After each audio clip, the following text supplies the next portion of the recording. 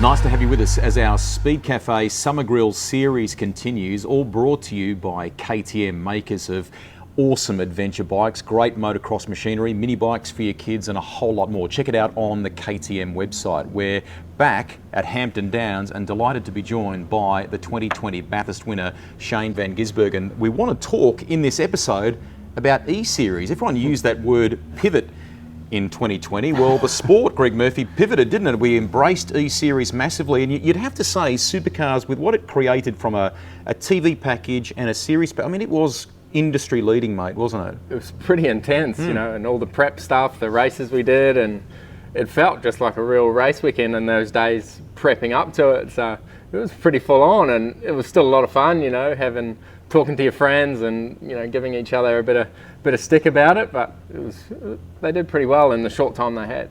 Yeah, you could still see that there was a fair bit of pressure, you know, just the competition side of things. Obviously, you could press the old reset button and it will go back to normal.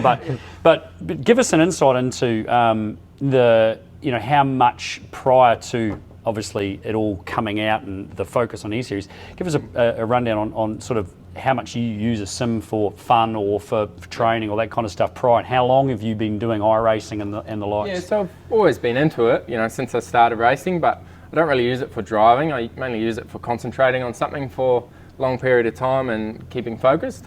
But yeah, use iRacing mainly, so had a little bit of an advantage there, but you know, there's a few of us that did use it. But yeah, certainly I came back here on the Sunday, I think, of Melbourne Grand Prix, and was in New Zealand since, so the internet wasn't real good here. I was struggling a bit. You know, every race night everyone had to get off the internet at home, because if they did it would start lagging and carrying on. So couldn't run a webcam, which was good, saved just looking at my face. But yeah, I think people were saying my cat was driving and all this. But, well, yeah. You sure you didn't have someone else sitting in the seat like some other people? Yeah, someone got in trouble for that, didn't they? Yeah, Daniel App got on there. Then I had the last 2 rounds in Australia at my house there, and the pressure was on. I had to run a camera, but thankfully did it right. You said about the concentration side, which you know, when for us mere mortals who jump in there and you know, you've got racing experience, you know where you want to be on a racetrack, and you know where the apex is, and you try to get there.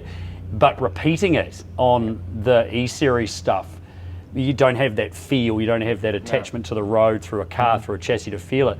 Being able to do it lap after lap, which blew me away. You guys at Bathurst, the Bathurst races, you, Brodie Kostecki, Scott McLaughlin, and the others, Anton De Pasquale, just nailing out, you know, 2:02 or 2:03 second laps, one after the other. It was unbelievable, and the racing looks so good. Yeah, it was pretty cool. But I think the thing that is different with the real life, you get unlimited practice. You can get on whenever. You know, we'd learn the track for the next week, and we'd have a week to practice, really. So, and how many hours were you putting in? Oh, at the end I started just trying to do the day of and the night before maybe. So, but at the start I was doing a lot because I wasn't really that fast, and then I got pretty good, so I didn't have to put as much time in. Yeah.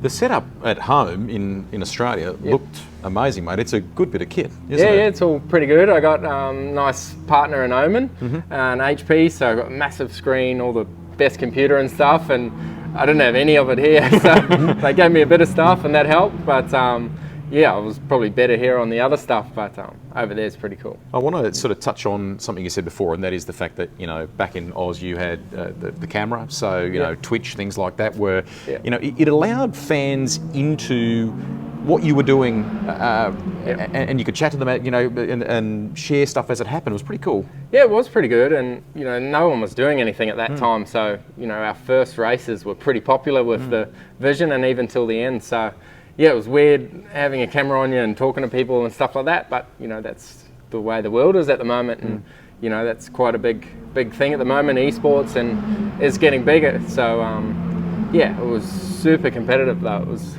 tough. The COVID thing has resulted in exponential growth for the likes of iRacing and for others. So does, in your mind, mate, I mean, you loved it, you've done it for a long time, has it got a proper future, do you reckon, for something that complements the sport? Supercars, you know, have their main championship, but now we've got an E-Series championship as well. Oh, I think so, yeah. You see it sort of growing, but it doesn't translate yet. You know, it's not good enough. Like a sim driver would struggle to come in and, you know, race, and vice versa. Like the top sim guys are so fast, but they drive in a stupid way compared to a real life thing. So not quite perfect yet, but in a short amount of time, it's come a long way. But the popularity though of it is borne by the fact that all the names that are on the real cars were in the E-Series cars. I mean, that's still a key critical part of it. People want to see you, they want to see Scott McLaughlin, they want to see Scott Pye, they want to see, you know, Cam Waters, they want to see those guys doing it and see their faces on the screens. I mean,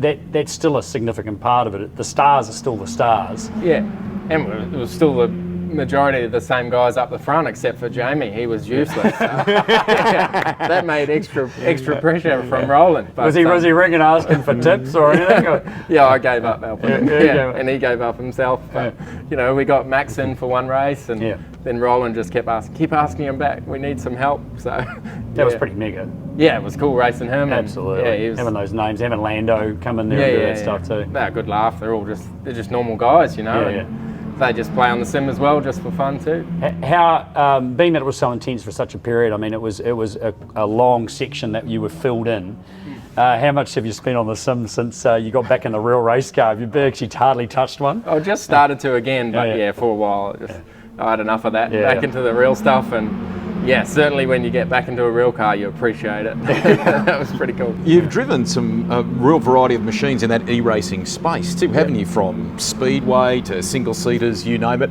Have you ever done the old, you know, rock up to a racer's Colt Trickle or someone and pick on another driver? Or of course. Of course, you do. I'm sure people have probably done it to me. You've got a few aliases, haven't you, out there? I'm pretty sure. Probably. Hey, so the esports has been one thing, but mate, we know how much you love driving just about bloody anything, and you turned up back here in New Zealand, you know, in November, and you got inside that, your dad's Mark II Escort for one, did your first competitive rally, and then you did the Repco Jacks Ridge rally sprint up at Andrew Hawkswood's place, and smashed everybody. I mean, mate, it's been a very different end to a season. 2020 was a very different end, but man, you've actually had a lot of fun. It's been a pretty incredible finish to the year. Yeah, well, the benefit of the season finishing so early, you can come back and do stuff like this, and normally all the good rallies are finished, so it was cool to have a go, and you know, the rally itself was awesome, learnt a lot, but Jacks Ridge was super fun. That proper cars, and all those guys are so talented, but